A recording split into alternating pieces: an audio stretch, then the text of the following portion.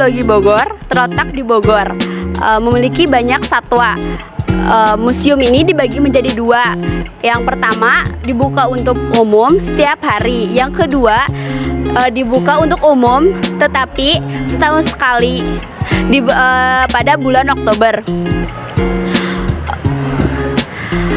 Bidang zoologi pusat penelitian kedua bagian museum ini dikelola oleh Bidang Zoologi Pusat Penelitian Bogor.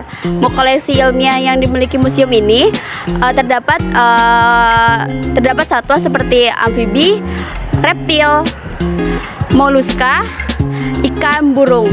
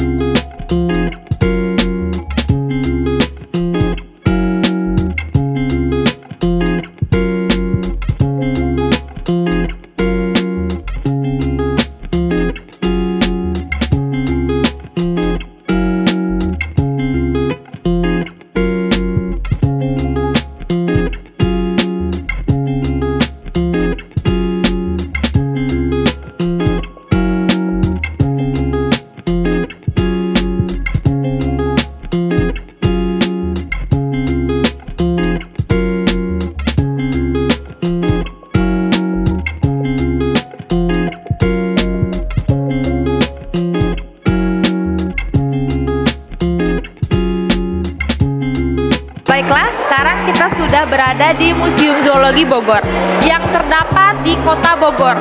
Nah, di sini bisa kalian saksikan banyaknya binatang yang telah diawetkan dan bisa kita lihat di sini. Di sini itu binatang-binatang yang telah diawetkan dan mereka itu nyata. Nah, Museum Zoologi ini dibangun dan didirikan pada tanggal 23 Agustus 1894. Nah, Museum Zoologi ini juga didirikan dikarenakan untuk penelitian pertanian dan zoologi untuk masyarakat Bogor dan sekitarnya.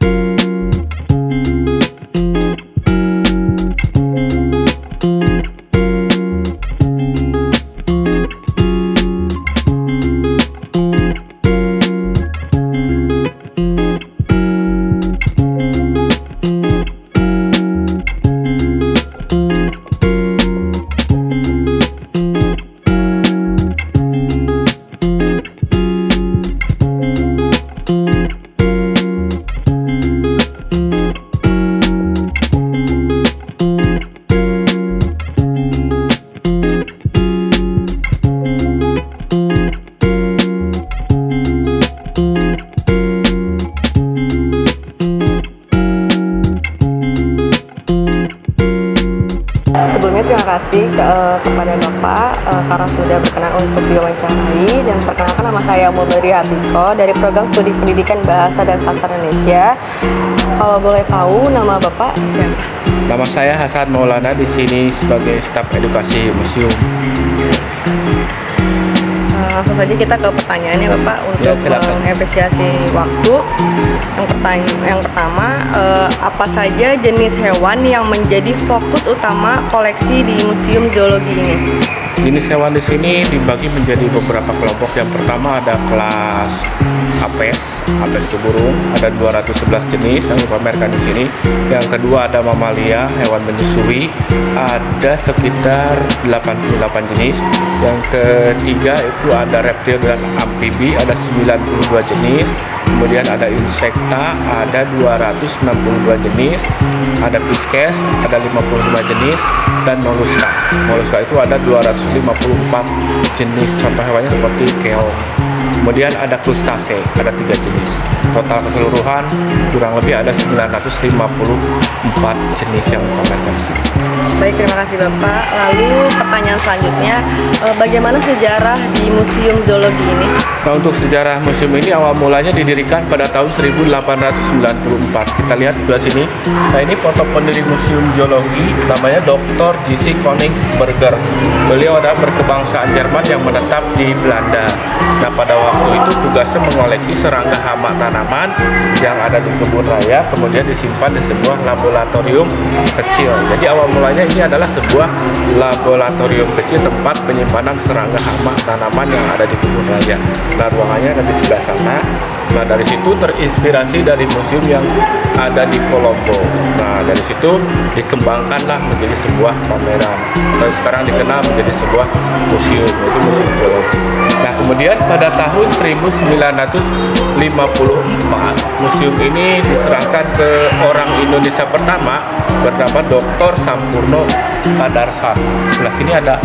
Nah, ini Dr. Sampurno Kadarsat. Beliau adalah orang Indonesia pertama yang menerima museum pada tahun 1950. Nah, kemudian berkembanglah menjadi sebuah museum dengan nama Museum Zoologi Bogor. Baik Bapak, terima kasih. Lalu kan saya melihat di artikel bahwa Museum Zoologi ini terdapat 2 ya Bapak, 2 lokasi. Yang pertama di Cibinong, yang kedua di sini. Betul. Kalau di sini kebanyakan tuh hewan-hewan yang sudah diawetkan. Kalau di Cibinong lebih ke awetan basahnya ada, kemudian awetan keringnya ada, dan lebih ke penelitiannya di sana. Jadi para ahlinya, orang-orang penelitinya ada di Brin Cibinong. Kalau di sini sifatnya hanya pameran yang dikunjungi untuk publik. Nah, di Cibinong pun bisa dikunjungi untuk terutama standar minimal mahasiswa. Lalu untuk pertanyaan terakhir ya Bapak, apa kegiatan atau program edukatif yang ditawarkan kepada sekolah atau kelompok masyarakat di Museum Zoologi ini? Kita ada yang namanya kelas edukasi, misalnya dari segi kepemanduan atau teknik guiding. Nah, kalau misalkan pembelajaran jarak jauh, kita melakukan atau melaksanakan virtual tour museum. Nah, selain itu kita pemanduan langsung. Teknik pemanduan kurang lebih kita 1 jam durasinya. Kita akan berkeliling untuk melihat koleksi hewan-hewan yang sudah diawetkan. Nanti dari segi sejarahnya, kemudian cara pengawetannya yang dijelaskan, kemudian sekilas hewan-hewan yang ada di sini didapatkan di mana, kemudian dari segi biologisnya seperti apa. Seperti itu kita jelaskan. Baik Bapak, terima kasih atas wawancaranya. Sama.